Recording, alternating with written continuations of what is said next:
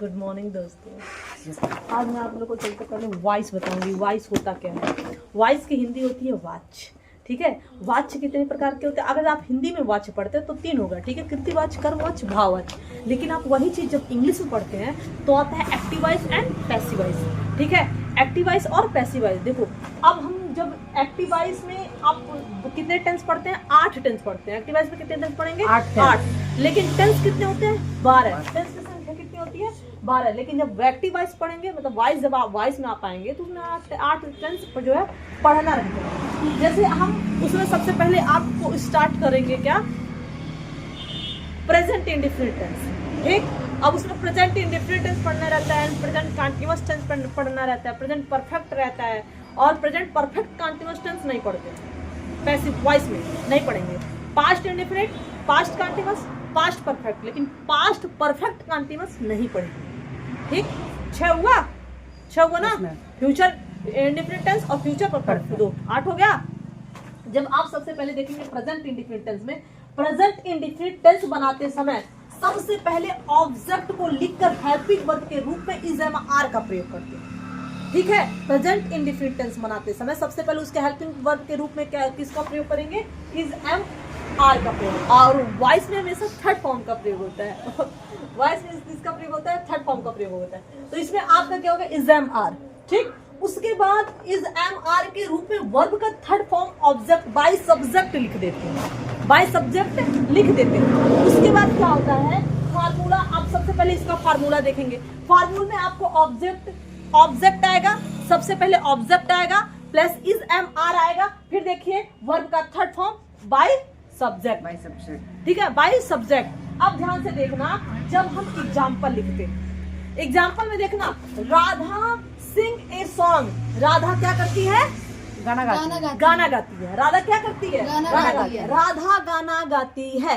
तो उसी चीज को जब हम चेंज करेंगे, ये हमारा एक्टिव वॉइस है। ये क्या है? Active voice. ये क्या है? पैसिव। ठीक, ये क्या है? एक्टिव, ये क्या है? पैसिव। अब इसी को ध्यान देना, राधा सिंग ए सॉन्ग, तो हमारा ये क्या है? सब्जेक्ट। राधा, इसमें सब्जेक्ट क्या है? राधा सब्जेक्ट है। ऑब्जेक्ट क्या है? सॉन्ग। ये सॉन्ग ऑब्जेक्ट है ना, तो ये हमारा ये क्या है? सब्जेक्ट। ये हमारा क्या है? ऑब्जेक्ट। अब इसी को लिखते टाइम, इसी को जो हम लिखेंगे जब पैसिव वॉइस में चेंज करेंगे तो यही हमारा ऑब्जेक्ट क्या हो जाता है? सब्जेक्ट बन जाता है। और सब्जेक्ट क्या बन जाता है? ऑब्जेक्ट बन जाता है। ठीक है, आई बात समझ में? जैसे राम ने सोहन को थप्पड़ मारा। राम ने सोहन को थप्पड़ मारा। राम क्या है? सब्जेक्ट है। सोहन क्या है? ऑब्जेक्ट है। राम क्या है? सब्जेक्ट को ही हम डूअर बोलते हैं, और जो थप्पड़ खा रहा है वो रिसीवर। जो थप्पड़ खा रहा है वो क्या है? वो रिसीवर। और यहाँ पे आप ध्यान देंगे तो यही हमारा क्या हो जाएगा? डूअर, और ये क्या है? रिसीवर। ठीक है, ये ऐसा होता है जैसे राम ने सोहन को थप्पड़ मारा, तो उसने थप्पड़ कौन खाया? रिसीव कौन किया है थप्पड़? सोहन थप्पड़ रिसीव किया है। और मारा कौन है? राम ने सोहन को थप्पड़ मारा, तो सोहन थप्पड़ को रिसीव किया, तो राम डूअर हो गया, और सोहन क्या हो गया? रिसीवर।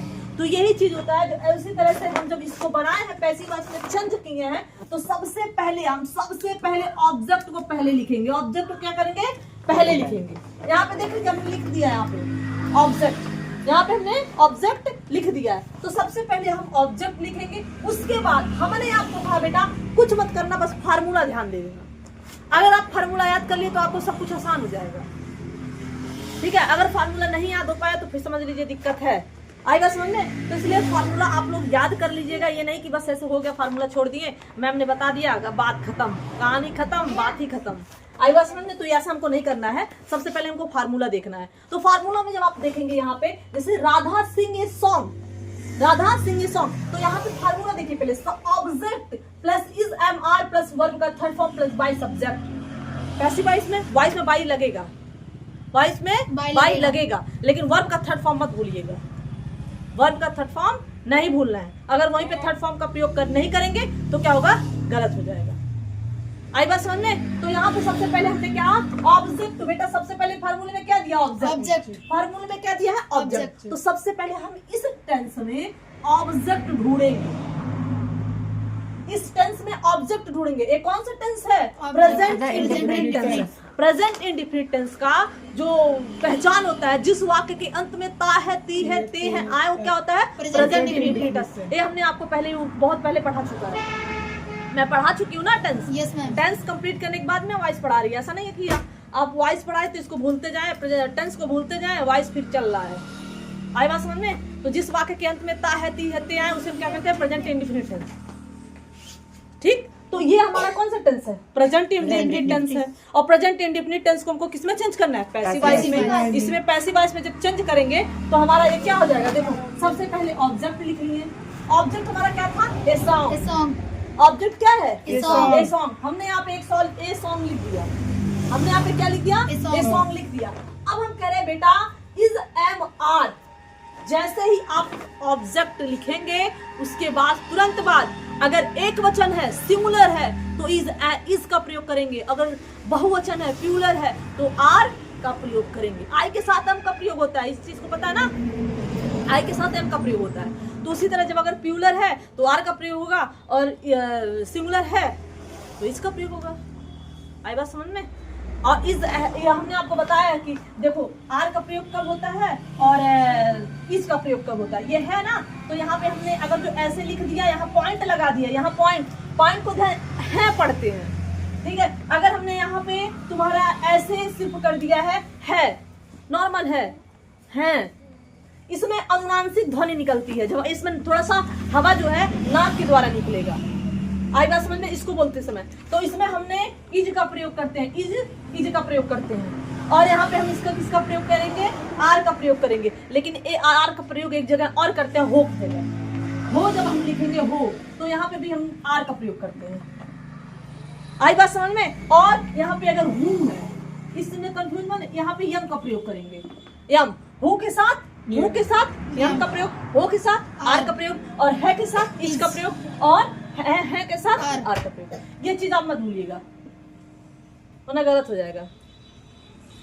तो ये टेंस क्या कह रहा है कि राधा गाना गाती है, राधा गाना गाती है। पहले ये कंफर्म कर लीजिए, सिंगुलर है कि प्लूरल है।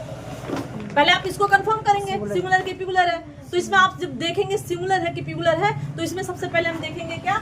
सिंगुलर है। क्या है? सिंगुलर है। तो सबसे पहले हम यहाँ पे क्या ले लिए? ए ऑब्जेक्ट है, ये हमारा ए सॉन्ग है। और हेल्पिंग वर्ब देखेंगे तो ये हेल्पिंग वर्ब हमारा यहाँ पे हमने लिख दिया है, is am are. Helping verb क्या है? Is am are. तो सबसे पहले हम देखेंगे तो सिंगुलर है ना, राधा गाना गाती है ना, है आ रहा है ना, तो है के साथ किसका प्रयोग होगा? इसका प्रयोग, इज का प्रयोग होगा। है के साथ इज का प्रयोग। तो इसलिए हमने यहाँ पे क्या लिख दिया? इज। अब कह रहा है सिंग। सिंग का थर्ड फॉर्म क्या होता है भाई? संग, है ना। सिंग का थर्ड फॉर्म क्या होता है? संग। तो यहाँ पे हमने क्या लिख दिया? संग। अब हमारा लास्ट का बचा है क्या? By subject. तो हमारा सब्जेक्ट क्या था? राधा। तो राधा के साथ हमको क्या लगाना है? बाई। ठीक है, तो यहाँ पे हमने लिख दिया है राधा बाई Radha. Understand? Yes ma'am. Any problem? No, होना भी नहीं चाहिए। देखो ये प्रेजेंट इंडेफिनिट टेंस बनाते समय हमने यहाँ पे लिख दिया है। देखो वर्ब का third form by subject. Form जब हम सब्जेक्ट लिखेंगे तो यहाँ पे बाई सब्जेक्ट लिखते हैं, इस चीज को मत भूलिएगा। ये हमारा अभी क्या था? प्रेजेंट इंडेफिनिट टेंस का negative sentence, sorry affirmative sentence था। ठीक है, ये अफर्मेटिव सेंटेंस था प्रेजेंट इंडेफिनिट टेंस का। अभी निगेटिव बचा है, तो कल हम निगेटिव आपको बताएंगे। ठीक है, किसी को कोई दिक्कत? कोई दिक्कत है तो बताओ। हाँ, नहीं है? ठीक, धन्यवाद।